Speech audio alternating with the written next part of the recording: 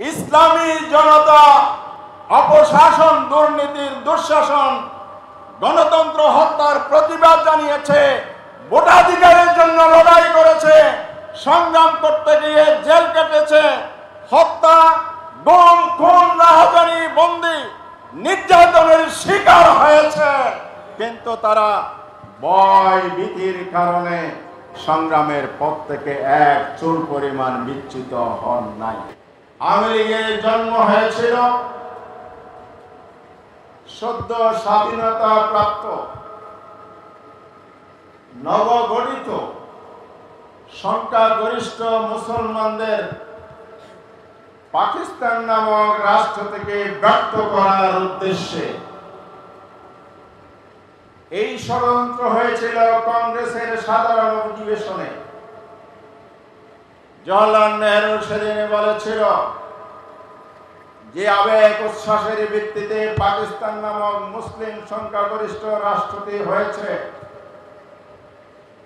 এই আবেগ উচ্ছ্বাস নিঃশেষ হবে, আবার আমরা অখণ্ড ভারত গঠন করব, রাম রাজ্য কায়েম হবে উপমহাদেশে, সেই ঘোষণা তারা দিয়েছিল। সেই দর্শন বাস্তবায়নের জন্য মূলত 1949 সালে মৌলানা ভাসানীর নেতৃত্বে আওয়ামী মুসলিম লীগের প্রতিষ্ঠা হয়েছিল। আর তারা যে স্বপ্ন নিয়ে কাজ করেছে, সফলভাবে একটি কাজ করেছে।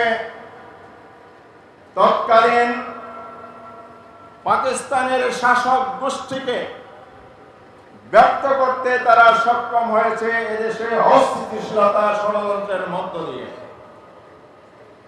কিন্তু সে অলিক স্বপ্ন তাদের বাস্তবায়ন হয় নাই। 1971 সালে তাদের মদদ এবং পৃষ্ঠপোষকতায় এই দেশ স্বাধীন করেছিল, স্বাধীন হয়েছিল। তাদের উদ্দেশ্য ছিল এটা ভারতের সাথে আবার মিলিত হয়ে অখণ্ড ভারত প্রতিষ্ঠিত হবে। কিন্তু দেশের জনগণ তাদের অলিক স্বপ্ন ব্যক্ত করে স্বাধীন বাংলাদেশের অভ্যুদয় ঘটিয়েছিল সেদিন। অর্থাৎ মুসলিম লীগের শাসন, দুর্নীতি, কুন্দল, বৈষম্য নানা কারণে ব্যক্ত হয়েছে। সবচেয়ে বড় কারণটি ছিল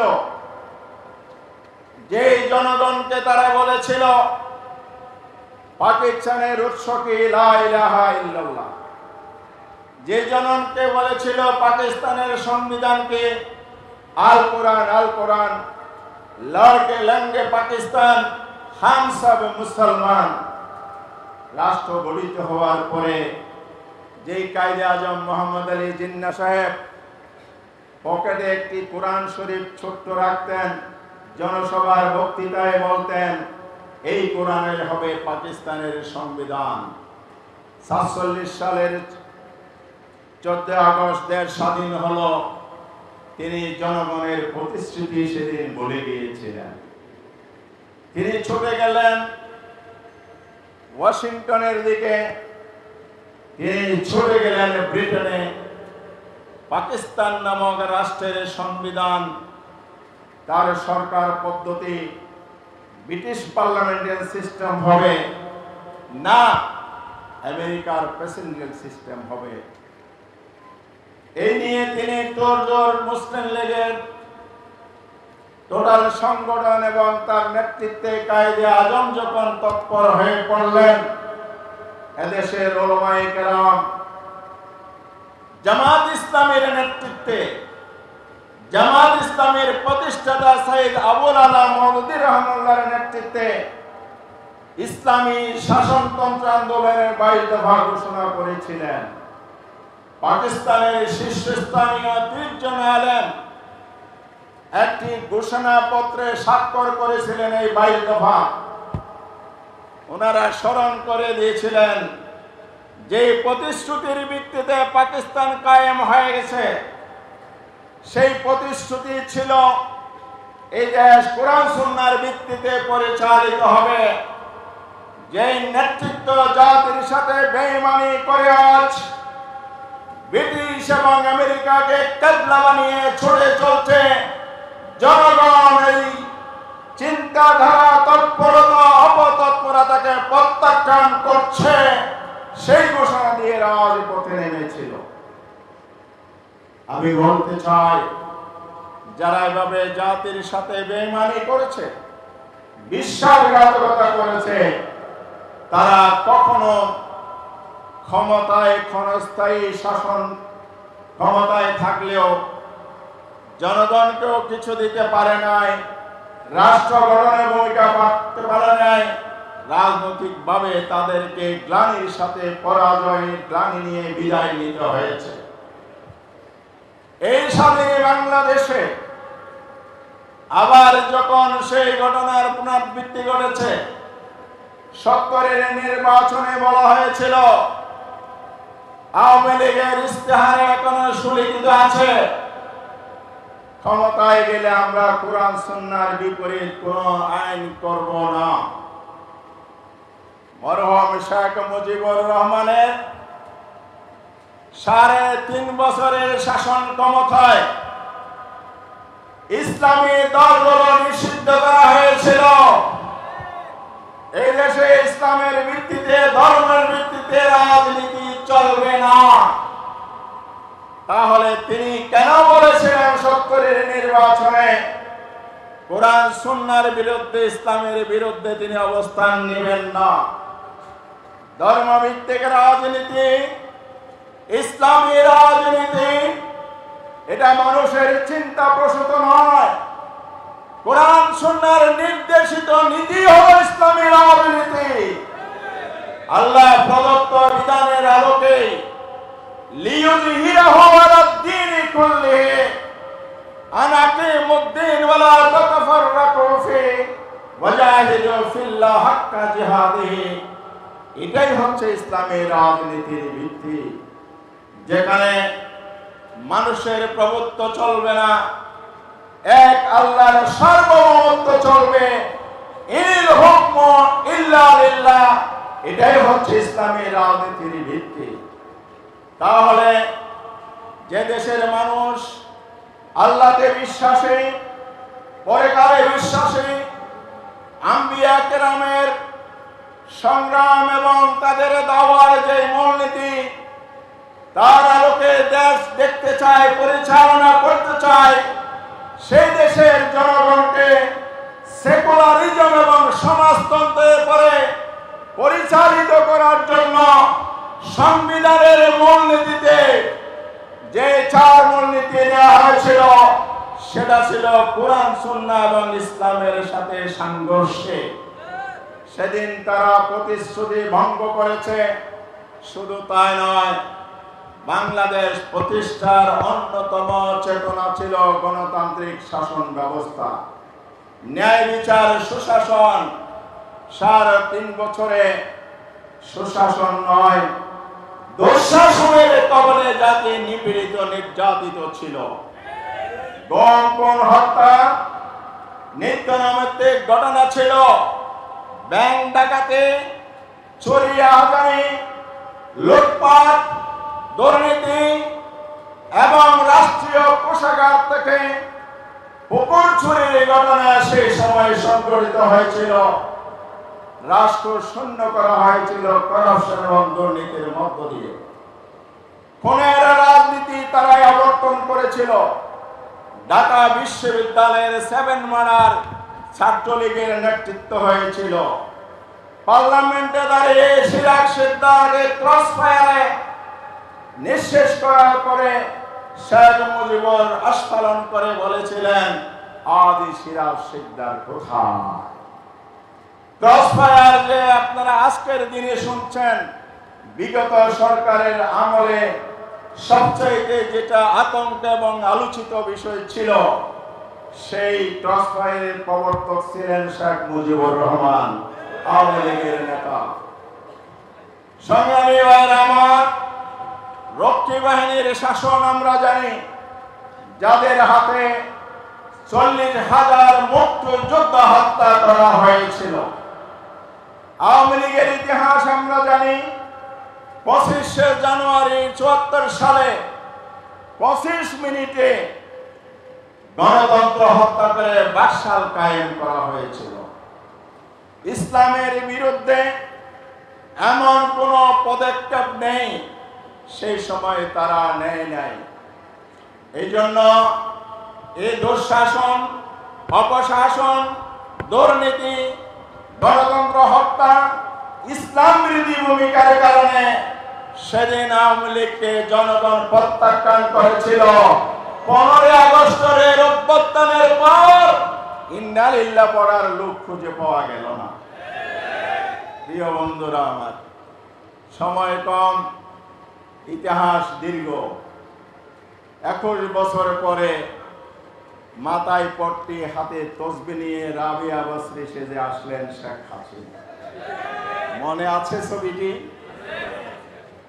একদিকে জায়নামাজে বসে পট্টি বাঁধা এবং তসবিহ হাতে, অপরদিকে আরেকটি পোস্টারে শোভা পেয়েছিল কুকুরের মাথায় টুপি। মনে পড়ে?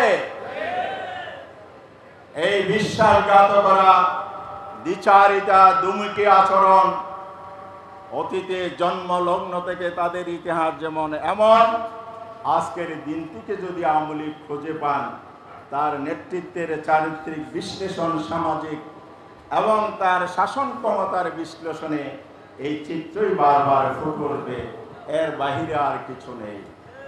আমি একদিন গরুয়ার সমাবেশে বলেছিলাম, এই দেশ পলাশির প্রান্তরে যে আমাদের বাংলার পরাজয় হয়েছিল দুটো কারণে। একটা হলো নেতৃত্ব ছিল বিশ্বাসঘাতক, জনগণ ছিল অবচেতন। সেই ইতিহাসও ব্যাখ্যার সুযোগ নেই। তার পরিণতি হিসাবে নবাব সিরাজউদ্দৌলার পতন ঘটেছিল। মীর জাফররা সেদিন ক্ষমতায় এসেছিলেন। সেই ক্ষমতা কতদিন ছিল? যাদেরকে লোভ লালসা দিয়ে ক্ষমতা বসিয়েছে, তার যে মহানায়ক ছিল লর্ড ক্লাইভ, তিনি লিখে গিয়েছেন, এই মীর জাফর ক্ষমতার লোভে দেশের স্বাধীনতা বলণ্টিত করেছে। সেই মীর জাফরকে যদি ক্ষমতায় দীর্ঘায়িত করা হয়, তাহলে ইংরেজ শাসনকে বলণ্টিত করতে পারে। সেই ইংরেজদের হাতে আবার তাদের পদানত হতে হয়েছে।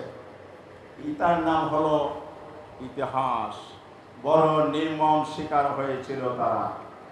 আর এই বাংলাদেশেও যারা আমাদের প্রতিবেশী রাষ্ট্রের সাথে আবার বাংলাদেশকে একাকার করার জন্য বিশ্বাসঘাতক লেনদেনদের ভূমিকায় শেখ হাসিনা অবতীর্ণ হয়েছিলেন, যিনি নিজেই স্বীকারোক্তি দিয়ে গেছেন, ভারতের মনে রাখতে হবে, আমি যা দিয়েছি তা অতীতে কেউ দেয়নি, সবচেয়ে আমি বেশি দিয়েছি। আমার বন্ধু সাংবাদিকরা বলেছিলেন প্রশ্ন করে, তাহলে আপনি কিছু নেন নাই? তাহলে আপনি কিছু নেবেন না? বলে না, আমি তো নেয়ার জন্য দিই নাই। জাতির বড় দুর্ভাগ্য, এমন বিশ্বাসঘাতকরাই দেশের স্বাধীনতা, সার্বভৌমত্ব, স্বার্থ বিলীন করে দিয়ে অন্যের হাতে তুলে দেওয়ার জন্য রাষ্ট্র ক্ষমতায় বসেছিল। তবে পলাশী প্রান্তরের ইতিহাস, বাংলাদেশের আগস্ট বিপ্লবের ইতিহাস ভিন্ন রেখায় প্রবাহিত হয়েছে। সেদিন নেতৃত্ব বিশ্বাসঘাতক ছিল এবং জনগণ নীরব দর্শকের ভূমিকা পালন করেছিল। লর্ড ক্লাইভ এটাও বলেছে যে হাজারো জনতা রাস্তায় দাঁড়িয়ে উল্লাস করেছিল, নবাবের পতন হয়েছে, ব্রিটিশ স্বল্প সংখ্যক সৈন্যরা যন্ত্র এগিয়ে যাচ্ছে, তখন জনগণ নীরবে দাঁড়িয়ে দাঁড়িয়ে না থেকে যদি একটি ডিলও ছুটত, আমার বাহিনী সেদিন নিঃশেষ হয়ে যেত। প্রিয় ভাইরা আমার, সেই 1757 সালে যেই ঘটনা জনগণ ঘটিয়েছিল, 15 আগস্ট 24 সালের সেই জনতা উল্টো ভূমিকায় রেখেছে। আলহামদুলিল্লাহ, সেদিন যদি এদেশের জনগণ রাস্তায় নেমে না আসতো, তাহলে আবার পলাশীর বিপর্যয়ে বাংলাদেশে হতে বেশি দিন লাগতো না। সকল আয়োজন হয়ে গিয়েছিল। অনেক এভিডেন্স আমাদের কাছে আছে, কি কি চুক্তি সরকার করেছিল, রাষ্ট্রবিরোধী, জনগণের স্বার্থবিরোধী, ইভেন দেশের সার্বভৌমত্ব বিলীন করে দেওয়ার যা যা ঘটিয়েছে, সময় হলো অন্য সময় বলা যাবে। কিন্তু আজকে দাঁড়িয়ে যেটা বলতে চাই, প্রিয় ভাইয়েরা আমার, 15 আগস্টের বিপ্লব একদিনে কি সংগঠিত হয়েছে? 5ই আগস্টের বিপ্লব কি একদিনে সংগঠিত হয়েছে? এর পিছনে দীর্ঘ ইতিহাস আছে। 15.5 বছর এই জালিমের বিরুদ্ধে আমরা বিরোধী পক্ষ যারা ছিলাম, জামাত ইসলামী, বিএনপি সহ বাংলাদেশের সকল রাজনৈতিক দল এবং গণতন্ত্র কামনা, দেশপ্রেমিক ইসলামী জনতা অপশাসন, দুর্নীতির দুঃশাসন, গণতন্ত্র হত্যার প্রতিবাদ জানিয়েছে, ভোটাধিকারের জন্য লড়াই করেছে, সংগ্রাম করতে গিয়ে জেল কেটেছে, হত্যা, গুম, খুন, রাহাজানি, বন্দী, নির্যাতনের শিকার হয়েছে। কিন্তু তারা ভয় ভীতির কারণে সংগ্রামের পথ থেকে এক চুল পরিমাণ বিচ্যুত হন নাই। মানুষের মনে এর দীর্ঘ পুঞ্জীভূত ভূতের ক্ষোভের বহিঃপ্রকাশ ঘটেছিল জুলাই আগস্ট মাসে। তবে আমাদের ছাত্র, তরুণ, যুব সমাজকে আমরা স্বাগত জানাই, সাধুবাদ জানাই, কৃতজ্ঞতা জানাই। তারা সেদিন বুক পেতে দিয়েছিল বুলেটের সামনে, দেয়াল লিখেছে, আমাদের বুকে ভরা অনেক ঝড়, বুক পেতেছি গুলি কর। সেদিন আবু সায়েদ রাস্তায় নেমে বুক পেতে দিয়েছিল, দৃশ্য আপনারা দেখেছেন।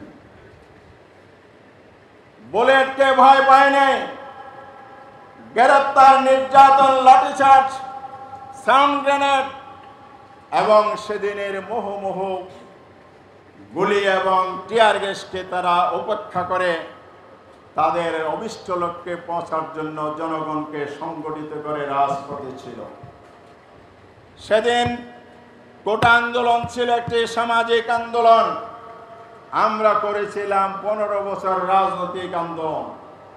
রাজনৈতিক আন্দোলন যে প্রেক্ষাপট তৈরি করেছে, জনসচেতনা তৈরি করেছে, সংগ্রামী চেতনা মানুষের মধ্যে তৈরি হয়েছিল, অপশাসন, দুঃশাসন, স্বৈরশাসনের বিরুদ্ধে যে ক্ষোভ দানা বেঁধে উঠেছিল, সেদিন এই সামাজিক আন্দোলন, ছাত্র জনতার আন্দোলন বিস্ফোরণ ঘটে একটি পরিপূর্ণ বিপ্লবে রূপান্তর হয়েছিল। যেদিন শেখ হাসিনা টেলিভিশন ভাষণে বলেছিলেন অত্যন্ত দাম্ভিকতার সাথে, আমার পরে রাষ্ট্র চালাবে কে? ফেরান এই ঘোষণা দিয়ে মানুষের উপর মানুষকে দাস বানিয়েছিল, গোলাম বানিয়েছিল, যেমনটি শেখ হাসিনা বাংলাদেশের মানুষকে দাস এবং গোলাম মনে করত। কিন্তু এদেশের জনগণ ফেরাউনের এই প্রেতাত্মা শেখ হাসিনার দাম্ভিকতার জবাব দিয়েছে। তিনি একমাত্র বাংলাদেশের ক্ষমতা জাতিকে নেতৃত্ব দেওয়ার যোগ্য হিসাবে নিজেকে ঘোষণা করেছিল, কিন্তু এমন বেইজ্জতির সাথে বিদায় নিয়েছে, ইতিহাসে একটি ছাড়া দ্বিতীয় আরেকটি ঘটনা পাওয়া যায় না। কোন ঘটনাটি জানেন? সেদিন এখতিয়ার উদ্দিন মোহাম্মদ বখতিয়ার খিলজি যখন 12 জন সৈনিকের নেতৃত্বে রাজা লক্ষণ সেনকে হামলা করতে এসেছিলেন, মোকাবেলার সাহস না পেয়ে লক্ষণ সেন যেমন গোপনে পিছন দরজা দিয়ে পালিয়ে গিয়েছিলেন, আবার সেই ইতিহাসের পুনরাবৃত্তি শেখ হাসিনা করলেন। কোথায় শেখ হাসিনার সেই দম্ভিকতা এবং নিজেকে প্রভু হিসাবে দাবি করার সে আস্ফালন? তিনি এমন রাজনীতি উপহার দিয়েছেন, দলীয় নেতা কর্মীকেও কিছু বলে যেতে পারেন নাই। এখনো আওয়ামী লীগের নেতারা অভিভাবকহীন, দিশেহারা, দিক নির্দেশনাহীন। সেদিন তিনি গণভবনে বসে যখন বাংলাদেশের দেশপ্রেমিক সেনাবাহিনীর সাথে বৈঠকে বসেছিলেন, তিনি শেষ পর্যন্ত বললেন, তোমাদেরকে এই জায়গায় আজকের দিনটির জন্য বসিয়েছিলাম। তার মানে তিনি কোনো মেধা এবং ক্রম অনুসারে এদেরকে নিয়োগ দেন নাই, একমাত্র নিজের ক্ষমতার পাহারাদার হিসাবে, রক্ষা কবচ হিসেবে নিয়োগ দিয়েছিলেন। কিন্তু বাহিরের জনতা, দেশপ্রেমিক সেনাবাহিনী যেভাবে ফুসে উঠেছিল ক্যান্টনমেন্টের সেই মত বিনিময়ের কথা আপনারা জানেন। সেনা প্রধান নিজেই তুফের মুখে পড়েছিলেন, বাধ্য হয়েছিলেন। আত্মীয়তার কথা সেদিন আর মনে রাখতে পারেন নাই, কারণ তিনি জানেন যদি আমি জনতার বিরুদ্ধে যাই, শুধু তিনি শেষ হবেন না, আমাকেও শেষ হতে হবে।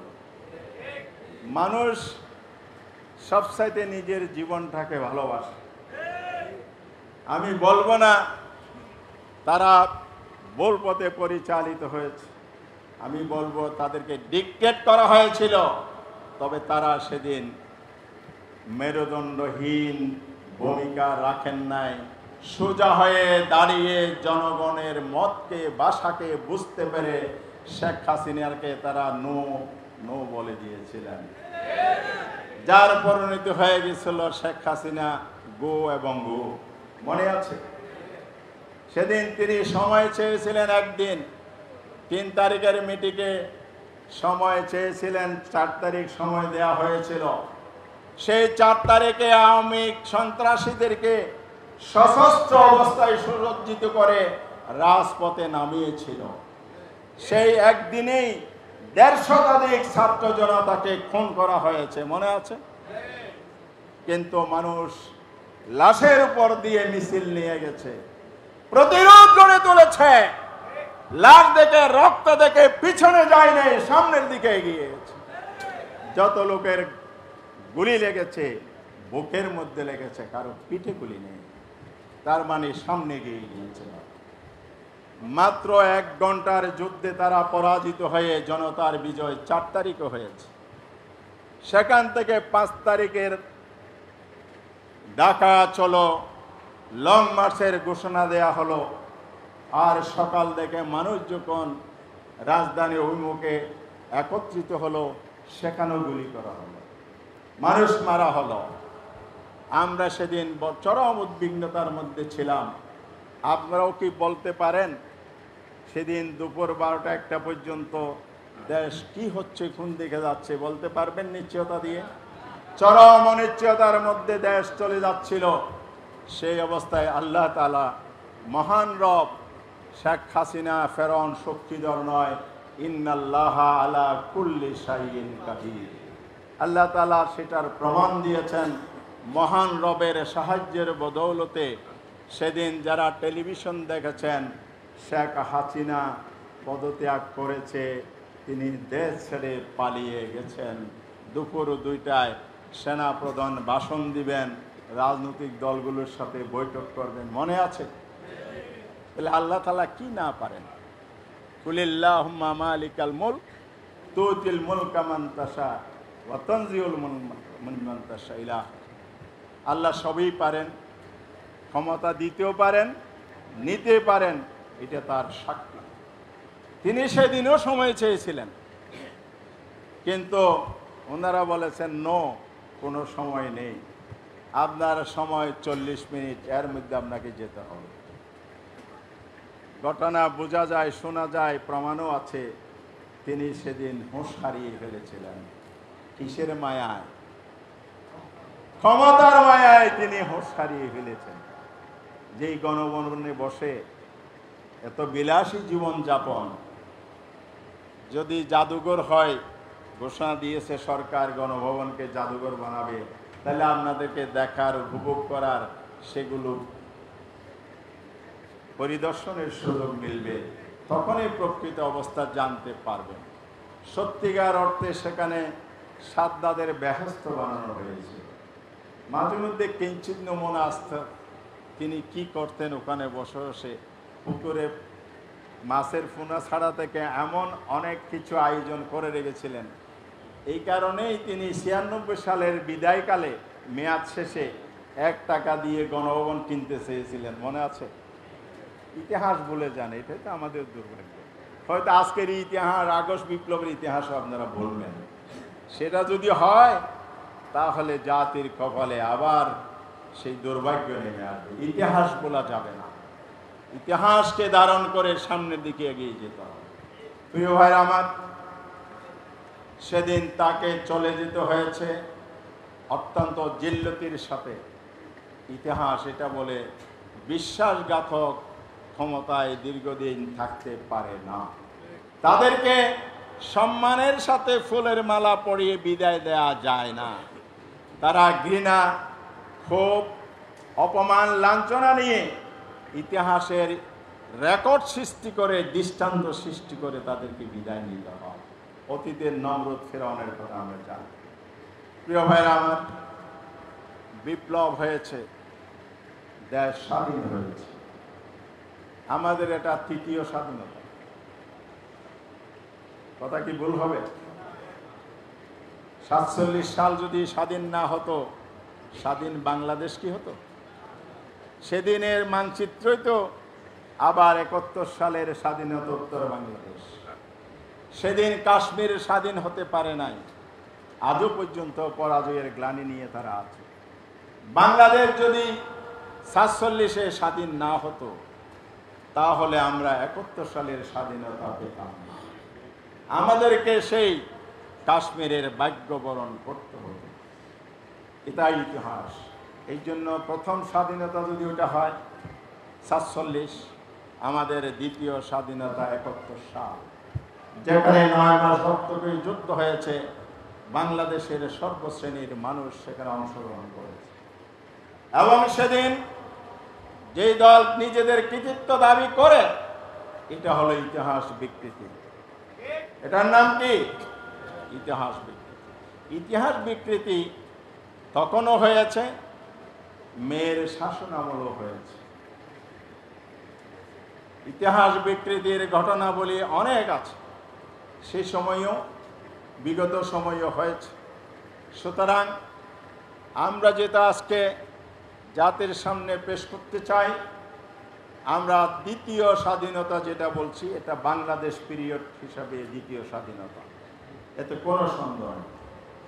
71-এর যে স্বাধীনতা ছিল, স্বাধীনতার মূল মন্ত্র, মূল নীতি, সেখান থেকে যখন তারা সরে যায়, তখন এই আবার দ্বিতীয় স্বাধীনতার প্রয়োজন দেখা দিয়েছে। দ্বিতীয় স্বাধীনতা যুদ্ধে 71 সালের মতো রক্তক্ষয়ী না হলো, স্বল্প সময়ের রেকর্ড যদি বিশ্লেষণ করা হয়, ইতিহাসের অনেক যুদ্ধের ইতিহাসকে ম্লান করেছে আগস্ট বিপ্লব। আমরা এই রক্ত বৃথা দিতে দেব না। আমরা নতুন করে শপথ নেব, আমাদের শহীদগণ, 1000 অধিক মানুষ শহীদ হয়েছে, 1100 অধিক মানুষ এখনো নিখোঁজ আছে, প্রায় 30,000 মানুষ আহত পঙ্গু হয়ে এখনো হাসপাতালে, কেউ হাত হারিয়েছে, কেউ পা হারিয়েছে, 350 মানুষ চোখ হারিয়েছে, এখনো তাদের যথাযথ চিকিৎসা হচ্ছে না বলেই রিপোর্ট মানুষ মিডিয়ার মাধ্যমে জানতে পারে। আমরা এই শহীদদের প্রতি শ্রদ্ধা জানাতে গিয়ে জামায়াত ইসলামীর পক্ষ থেকে প্রতি নিহত পরিবারকে 2 লক্ষ টাকা করে বরাদ্দ দেওয়া হয়েছে এবং আহত পরিবারকেও আমরা পর্যাপ্ত সাহায্যের জন্য ভূমিকা পালন করছি। আর সরকার মহোদয়কে আমরা বলবো, সেই শহীদ পরিবারগুলো রাষ্ট্রকে যেভাবে কাছে পাওয়ার কথা সেটা পায় নাই। এখনো রাষ্ট্রীয় কর্মসূচি দৃশ্যমান নয়। একটি ঘোষণা আমরা দেখেছি, শহীদ পরিবারকে 5 লক্ষ টাকা, আহতদেরকে 1 লক্ষ টাকা ঘোষণা দিয়েছে। তবে সময় যেমন বিলম্বিত হচ্ছে, আর এই পরিবারগুলোর জন্য এটা মোটেই পর্যাপ্ত ক্ষতিপূরণ নয়। আমরা একটি সংগঠন হিসাবে জনগণের অর্থে যদি আমরা এতটুকু ভূমিকা পালন করি, তাহলে আপনারা রাষ্ট্রের দায়িত্ব নিয়ে সরকার পরিচালনা করছেন, আমরা আহ্বান জানাবো শহীদদের যথাযথ মর্যাদা দিন, জাতীয় বীর হিসাবে ঘোষণা দিন তাদেরকে। এই স্বাধীনতা যুদ্ধের সবচেয়ে মর্যাদার প্রতীক হলো এই 1000 শহীদ। যদি আপনারা 800 তালিকা করেছেন, আপনাদের এই সরকারের স্বরাষ্ট্রমন্ত্রী বলেছিল, উপদেষ্টা বলেছিল 1000-এর মতো মানুষ খুন হয়েছে। সঠিক তালিকা প্রণয়ন করুন, যথাযথ সহজে দিন। কর্মক্ষণ পরিবার একজন যখন দুনিয়া থেকে চলে যায়, পরিবারটা নিঃস্ব হয়ে যায়, তার ভবিষ্যৎ অন্ধকার হয়ে যায়। সেই পরিবারকে পরিপূর্ণ স্বাবলম্বী করার দায়িত্ব হলো সরকারের।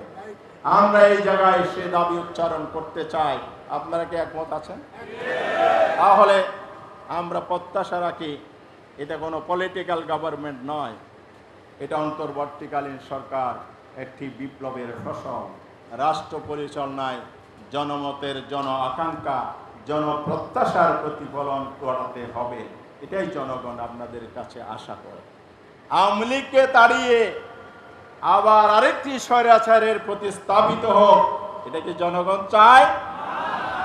এমনটি যদি হয়, আবার বাংলার জনগণ ফুঁসে উঠবে, রাজপথে প্রতিরোধ গড়ে তুলবে। এই জন্য আপনাদেরকে সজাগ থাকতে হবে।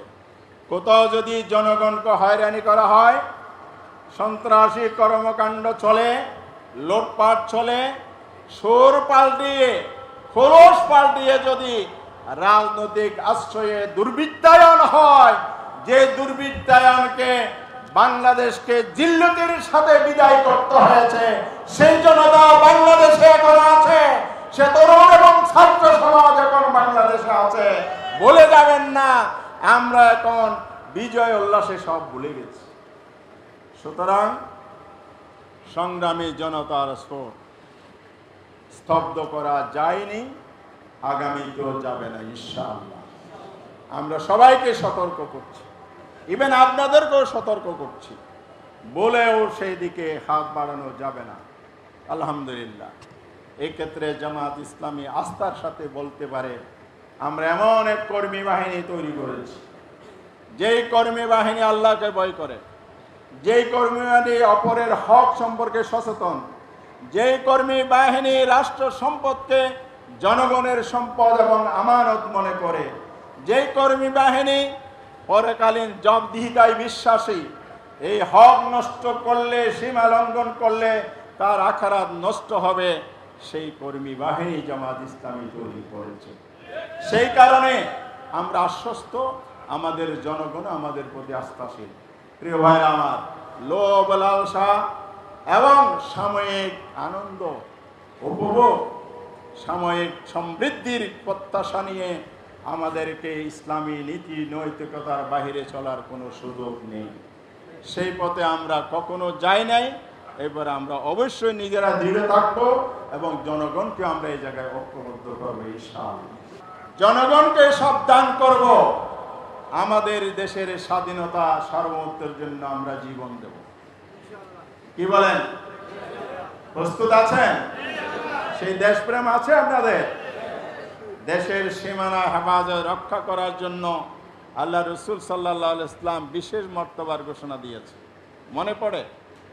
তাহলে রসুল সাল্লাল্লাহু আলাইহি ওয়াসাল্লাম যদি তার দেশের সীমানা, রাষ্ট্রের সীমানার হেফাজতকারীকে জান্নাতের গ্যারান্টি দিয়েছে, জামাত ইসলামী সেই রসুলের আদর্শে বিশ্বাসী। এই জন্য আমাদের কর্মীদের মধ্যে ইসলামী চিন্তা চেতনার আলোকে দেশপ্রেম অত্যন্ত প্রখর। সেই কারণে দেশের পাহারাদারির ভূমিকা পালন করতে হবে জামাত ইসলামীর কর্মীদের, জনগণকে সাথে নিয়ে। এক কথায় দেশের সুশাসন, ন্যায় বিচার প্রতিষ্ঠিত হবে, সন্ত্রাস বিদায় নেবে, খুন খারাপি বিদায় নেবে, অন্যায় অপশাসন বিদায় নেবে। জামাত ইসলামী যদি রাষ্ট্র ক্ষমতায় আসে, ধর্ম বর্ণ নির্বিশেষে, হিন্দু মুসলিম জাতি ধর্মের ঊর্ধ্বে, ধর্মদের ঊর্ধ্বে সকল মানুষ তার অধিকার ফিরে পাবে। রাসূল সাল্লাল্লাহু আলাইহি ওয়াসাল্লাম এবং সাহাবায়ে কেরাম এই আদর্শ উপস্থাপন করে কিন্তু মানুষের সমর্থন আদায় করেছে। তাহলে আমাদেরকে জ্ঞান চর্চা, উন্নত আমলের অধিকারী হতে হবে, তার সাথে ঘরে ঘরে দ্বীনের দাওয়াত পৌঁছাতে হবে। এতদিন আপনারা প্রতিকূল পরিবেশে ছিলেন, এখন অনুকূল পরিবেশ, এটা আল্লাহর নিয়ামত। এই নিয়ামতের শুকরিয়া আদায় করতে হবে কাজের মাধ্যমে। দ্বীনি চেতনা নিয়ে মানুষের ঘরে ঘরে যেতে হবে। নবীগণ যেভাবে দ্বীনি চেতনা নিয়ে মাথায় মার খেয়েছে, রাসূল সাল্লাল্লাহু আলাইহি ওয়াসাল্লাম একবার উঠেছেন সাফা মারওয়ার পাহাড়ে, আবার ছুটে গেছেন কাবার পথে, নারী বুড়ি চাপিয়ে দেওয়া হয়েছে, দুঃখ কষ্ট ভারাক্রান্ত হৃদয় নিয়ে ঘরে বসে থাকে নাই, আবার রাস্তায় রাস্তায় ঘরে ঘরে অলিতে গলি দ্বীনের দাওয়াত পেয়েছেন। মক্কায় সুযোগ পান নাই, তায়েফে চলে গেছেন, সেবা আবু তালেবের মধ্যে 3.5 বছর অনাহারে জীবন যাবে, দাওয়াতের পথ থেকে বিচ্যুত হন নাই। এভাবে দাওয়াতি কাজ সম্প্রসারণ করেছিলেন বলেই মদিনার রাষ্ট্র কায়েম হয়েছিল। কি করতে হবে? পরিশ্রম করতে হবে, ত্যাগ স্বীকার করতে হবে, সকাল সন্ধ্যা আমাদেরকে সময় দিতে হবে, অর্থ দিতে হবে, কোরবানি পেশ করতে হবে। সেকুলারিজম প্রতিষ্ঠার জন্য লক্ষ লক্ষ মানুষ জীবন দিয়েছে। চীন, রুশ, ইরানে ইসলামী বিপ্লব হয়েছে, বিভিন্ন জায়গায় ইতিহাস আছে। আর বাংলাদেশেও সেই স্যাক্রিফাইস যদি আমরা তৈরি করতে পারি, তাহলে ইনশাআল্লাহ এখানেও বিজয় আসবে ইনশাআল্লাহ। এর জন্য আমরা কি করব? আরেকবার নতুন শপথ নিলাম, আমরা ভয় পাব না, হতাশ হব না, নীরব নিস্তব্ধ হব না, আমরা এগিয়ে যাব, আমরা সময় দেব। 24 ঘন্টার মধ্যে কয় ঘন্টা দিবেন? 3 ঘন্টা দিবেন? 3 ঘন্টা কি বিপ্লব হবে? হবে না।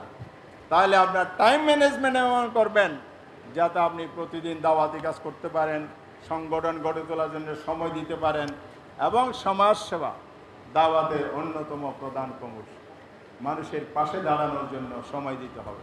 শুধু সংগঠনই সব করবে তা না, ব্যক্তিগত উদ্যোগে আপনার অনেক কিছু করার সুযোগ, পাড়া প্রতিশ্রুতির দায়িত্ব দিয়েছে না আল্লাহ রাসূল, কোরআন দিয়েছে কিনা, সেই দায়িত্ব পালন যদি আমরা সঠিকভাবে করি, তাহলে ইনশাআল্লাহ এই মাটি, এই ধানমন্ডি ইসলামের দুর্ভেদ্য ঘাটিতে পরিণত হবে ইনশাআল্লাহ।